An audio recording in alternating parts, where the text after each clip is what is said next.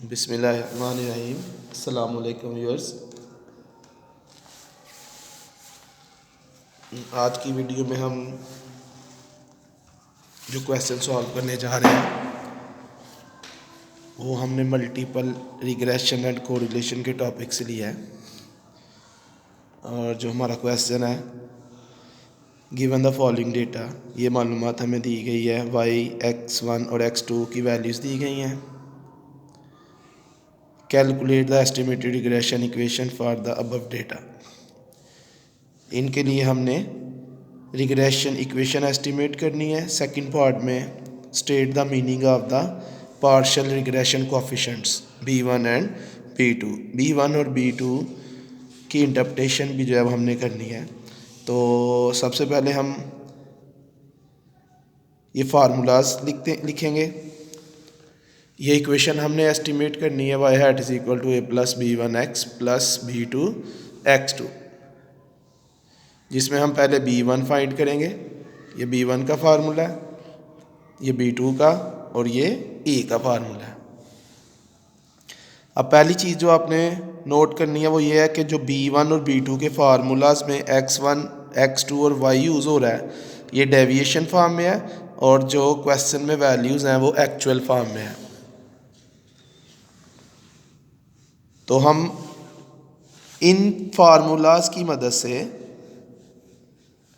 Actual forms के total को use करके डेविएशन फॉर्म्स के टोटल जो है वो कैलकुलेट करेंगे, और फिर हम फार्मूलाज में b1, b2 और a के फार्मूलाज में जो है ये वैल्यूज़ पुट करके b1, b2 और a कैलकुलेट करेंगे, तो हमारे पास इक्वेशन एस्टिमेट हो जाएगी।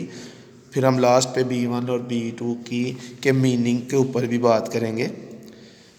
तो सबसे पहले हम टेबल की तरफ आते हैं, टेबल कंप्लीट करते हैं, जिसमें हमें y, x1 और x2 ये तीन कॉलम्स, तो इन तीनों की वैल्यूज़ क्वेश्चन में गिवन है। एक कॉलम हमने x1 स्क्वायर, एक x2 स्क्वायर, फिर x1 multiply by x2, x1 multiply by y, x2 multiply by y, ये कॉलम्स हमने कंप्लीट करने हैं। तो पहले हम x1 का स्क्वायर लेंगे। हम x1 की हर वैल्यू का स्क्वायर लेंगे। 8 का स्क्वायर लेंगे 64, 8 का स्क्वायर 64, 6 का 36 एंड सो ऑन। इसी तरह हम x2 की हर वैल्यू का स्क्वायर लेंगे। 0 का स्क्वायर 0 आ जाएगा, 1 का 1, फिर 1 का 1, 3 का 9, 4 का 16। इस कॉलम में हमने x1 और x2 का प्रोडक्ट फाइंड करना है, यानी हमने x1 और x2 को मल्टीप्लाई करना है। तो ये x1 की वैल्यूज़, ये x1 का कॉलम, ये x2 का कॉलम, हमने क्रॉसपॉन्डिंग एंट्रीज़ को मल्टीप्लाई करना है। 8 को 0 के साथ मल्टीप्लाई करेंगे तो 0 आ जाएगा, 8 को 1 के साथ मल्टीप्लाई करेंगे 8 आ जाएगा, 6 को 1 के साथ करेंगे 6 आ जाएगा, 5 को 3 के साथ मल्टीप्लाई किया तो 15 आ गया, 3 को 4 के साथ मल्टीप्लाई किया तो 12 आ गया। नेक्स्ट हमने x1 y का प्रोडक्ट फाइंड करना है, जिसमें हमने x1 और y को मल्टीप्लाई करना है। तो 2 को 8 से मल्टीप्लाई किया तो 16 आ गया, 5 को 8 से किया तो 40 आ गया, 7 multiply by 6 42, 8 multiply by 5 40, 5 multiply by 3 15। Last column में हमने x2 और y का प्रोडक्ट फाइंड करना है, तो हम x2 और y को मल्टीप्लाई करेंगे, यानी फर्स्ट कॉलम को थर्ड कॉलम के साथ। 2 को 0 के साथ मल्टीप्लाई किया तो 0 आ गया, 5 को 1 के साथ मल्टीप्लाई किया तो 5 आ गया, 7 multiply by 1 7, 8 multiply by 3 24, 5 multiply by 4 20। ये टेबल हमारा कंप्लीट हो गया। इसके बाद हमने इन कॉलम्स का टोटल फाइंड करने हैं। y की वैल्यूज़ को ऐड किया तो हमारे पास y का टोटल आ गया 27। x1 की वैल्यूज़ को हमने ऐड किया तो हमारे पास x1 का टोटल आ गया 30। x2 की वैल्यूज़ को हमने ऐड किया तो हमारे पास x2 का टोटल 9 आ गया। इसी तरह x1 स्क्वायर का टोटल हमारे पास 198 आ गया, x2 स्क्वायर का टोटल 27, x1 x2 का टोटल 41, x1 y का टोटल 153, x2 y का टोटल आ गया 56। अब हमने ये जो एक्चुअल्स हैं, ये कैपिटल फॉर्म में जो टोटल्स हैं, इनको हमने डेविएशन फॉर्म में कन्वर्ट करना है। तो पहले हम स्मॉल x1 स्क्वायर का टोटल फाइंड करेंगे। उसके लिए हम ये फार्मूला यूज़ करेंगे। इस फार्मूले में हमने ये इन ऊपर वाले टोटल्स को पुट करना है, तो फिर हम इसको सिंप्लीफाई करेंगे। 30 का स्क्वायर लिया, 30 का स्क्वायर लेके साथ ही हमने 5 पे डिवाइड कर दिया तो ये आ गया 180। फिर हमने 190 में से 180 को माइनस किया तो ये 18 आ गया। इसी तरह x2 स्क्वायर का फार्मूला लिखा और उस फार्मूले में हमने वैल्यूज़ पुट की। x2 स्क्वायर का टोटल है 27, ये 27 आ गया, माइनस x2 का टोटल है 9, ये 9 का स्क्वायर आ गया, ओवर n जो है वो 5 है, तो ये n की जगह 5 आ गया। हमने पहले 9 के स्क्वायर को 5 पे डिवाइड किया तो ये आ गया 16.2, फिर 27 में से माइनस किया 16.2 को तो 10.8 आ गया। इसी तरह हमने x1 x2 का टोटल फार्मूले की मदद से फाइंड किया तो -13 आ गया। x1 y का टोटल हमने इस फार्मूले की मदद से फाइंड किया तो -9 आ गया। x2 y का टोटल हमने इस फार्मूले की मदद से फाइंड किया तो ये हमारे पास 7.4 आ गया। अब हम ये वाले टोटल जो हैं, ये वाली वैल्यूज़ हम पुट करेंगे B1 B2 और A के फार्मूलाज में। तो पहले मैं B1 फाइंड करता हूँ। B1 के फार्मूले में हम वैल्यूज़ पुट करते हैं। x1 y का टोटल हमारे पास स्मॉल x1 y का जो टोटल है वो है -9, x2 square small x2 square का जो टोटल है वो है 10.8 minus x2 y small x2 y का टोटल है हमारे पास 7.4, x1 x2 का टोटल है हमारे पास -13 ओवर स्मॉल x1 स्क्वायर का टोटल है जी 18 और स्मॉल x2 स्क्वायर का टोटल है 10.8 माइनस x1 x2 का टोटल है जी -13 और उसका स्क्वायर है। तो -9 को 10.8 के साथ मल्टीप्लाई करेंगे तो -97.2 आ जाएगा। फिर एक माइनस ये और एक माइनस ब्रैकेट के अंदर है, माइनस माइनस से मल्टीप्लाई हो गया तो ये प्लस हो जाएगा। 7.4 को हम 13 से मल्टीप्लाई करेंगे तो 96.2 आ जाएगा।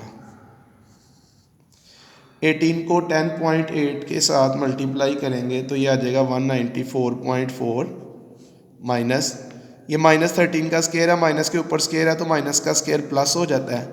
तो -13 का स्क्वायर जब हम लेंगे तो ये आएगा 169, ये माइनस ये अपनी जगह पे आ गया और ये माइनस स्क्वायर की वजह से प्लस हो गया। -97 प्लस 9 -97.2 प्लस 96.2 हम इनको ऐड करेंगे तो -1 आ जाएगा। 194.4 में से माइनस करेंगे 169 को तो ये आ जाएगा 25.4। -1 को हम डिवाइड करेंगे 25.4 पे तो हमारे पास ये आ जाएगा 0.04। तो ये हमारे पास B1 आ गया। इधर ही हम साथ इसकी इंटरप्रिटेशन भी कर लेते हैं। What does 0.04 means? ये माइनस 0.04, माइनस का साइन इंडिकेट कर रहा है कि y और x1 में इन्वर्स रिलेशन है। There is inverse relation between x1 and y. It means that both variables move in opposite direction. यानी अगर x1 में इजाफा होगा तो y में कमी होगी और अगर x1 में कमी होगी तो y में इजाफा होगा। और इसकी इंटरप्रिटेशन कुछ इस तरह से है, keeping x2 constant, value of y decreases by 0.04 units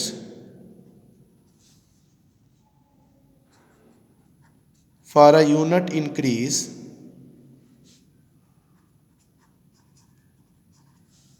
in x1। इसका मतलब यह है कि अगर x2 में कोई तब्दीली ना आए तो x1 के एक यूनिट में इजाफे से y में 0.04 यूनिट्स की कमी आएगी। इसके बाद हम B2 की वैल्यू फाइंड करते हैं। अब हम B2 के फार्मूले में वैल्यूज पुट करते हैं।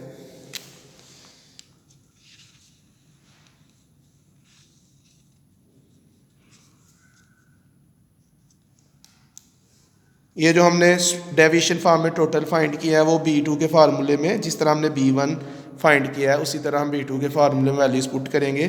स्मॉल x2 y का जो टोटल है वो है 7.4 और स्मॉल x1 स्क्वायर का टोटल है 18 माइनस x1 y का टोटल है -9 और x1 x2 का टोटल है जी -13 ओवर 18 मल्टीप्लाई बाय 10.8 माइनस 13 का स्क्वायर। इन दोनों को मल्टीप्लाई करेंगे तो 133.2 आ जाएगा। 1 2 3 ऑड माइनस जब मल्टीप्लाई होते हैं तो प्रोडक्ट माइनस में आता है। इवन नंबर ऑफ माइनस जब मल्टीप्लाई होते हैं तो प्रोडक्ट प्लस में आता है। तो ये 3 माइनस मल्टीप्लाई हो रहा है इसलिए इधर माइनस का साइन ही आएगा। 9 को 13 से मल्टीप्लाई करेंगे 117 आ जाएगा। 18 को 10.8 से मल्टीप्लाई करेंगे तो 194.4 आ जाएगा। माइनस 13 का स्क्वायर लेंगे तो प्लस 169 आ जाएगा। 133.2 में से माइनस करेंगे हम 117 को तो ये आ जाएगा 16.2 और 194.4 में से माइनस करेंगे 169 को तो 25.4 आ जाएगा। 16.2 को हम डिवाइड करेंगे 25.4 पे तो ये हमारे पास B2 की वैल्यू आ जाएगी 0.64। अब B2 का आंसर पॉजिटिव आया है। पॉजिटिव जो है वो शो कर रहा है कि y और x2 में पॉजिटिव डायरेक्ट रिलेशन है, इंक्रीजिंग रिलेशन है। There is direct relation between y and x2। It means that both variables move in the same direction. दोनों एक ही डायरेक्शन में मूव करेंगे। अगर x2 में इजाफा होता है तो y में भी इजाफा होगा और अगर x2 में कमी होती है तो y में भी कमी होगी। जिस तरह हमने B1 को इंटरप्रेट किया इसी तरह हम B2 की वैल्यू को भी इंटरप्रेट करते हैं। Keeping x1 constant, value of y increases by 0.64 units for a unit increase in x2। x1 तब्दील ना हो और x2 का अगर 1 यूनिट बढ़ता है तो y के 0.6 यूनिट्स जो है वो बढ़ जाएंगे। अब इधर माइनस का साइन था इसलिए y के साथ डिक्रीज और x1 के साथ इंक्रीज आया क्योंकि ये इन्वर्स रिलेशन को शो कर रहा है। और मैंने आपको बताया कि दोनों वेरिएबल्स अपोजिट डायरेक्शन में मूव करेंगे। इधर प्लस का साइन है तो y के साथ भी इंक्रीज है और x2 के साथ भी क्या है, इंक्रीज है, जो डायरेक्ट रिलेशन को शो कर रहा है। अब हम a फाइंड करते हैं। तो a के फार्मूले में जो टोटल है वो कैपिटल फॉर्म में है, वो एक्चुअल फॉर्म में है। वो ये जो टेबल वाले टोटल हैं ये टोटल यूज़ होंगे। सुमेशन y का टोटल है जी हमारे पास, कैपिटल Y का टोटल है 27 माइनस B1 जो हमने अभी फाइंड किया है, B1 है -4 तो ब्रैकेट यूज़ करेंगे और B1 का साइन भी माइनस में है तो ब्रैकेट में माइनस आ जाएगा -0.04। सुमेशन x1 का टोटल है, कैपिटल X1 का टोटल है 30, कैपिटल X1 का टोटल है जी 30 माइनस ब्रैकेट B2 की वैल्यू हमारे पास 0.64 आई और x2 का जो हमारे पास टोटल है वो है 9 डिवाइडेड बाय n जो है वो है 5, 27 एज इट इज़। ये माइनस इस माइनस से मल्टीप्लाई होके प्लस हो जाएगा। 0.04 को हम 30 से मल्टीप्लाई करेंगे तो ये आ जाएगा 1.2 माइनस 0.64 को 9 से मल्टीप्लाई करेंगे 5.76 आ जाएगा। 27 प्लस 1.2 माइनस 5.76 इनको हम ऐड करेंगे तो हमारे पास ये आ जाएगा 22.44 डिवाइडेड बाय 5 और 22.44 को हम डिवाइड करेंगे 5 पे तो हमारे पास जो a की वैल्यू आ गई, a आ गया हमारे पास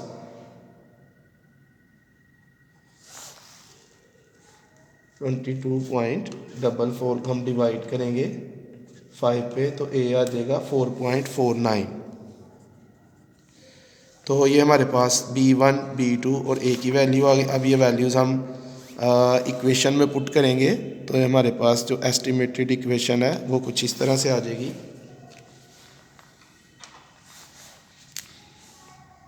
y hat is equal to 4.49। B1 का साइन नेगेटिव है तो इधर माइनस का साइन आएगा -0.04 x1 और B2 पॉजिटिव है तो यह आएगा +0.64 x2।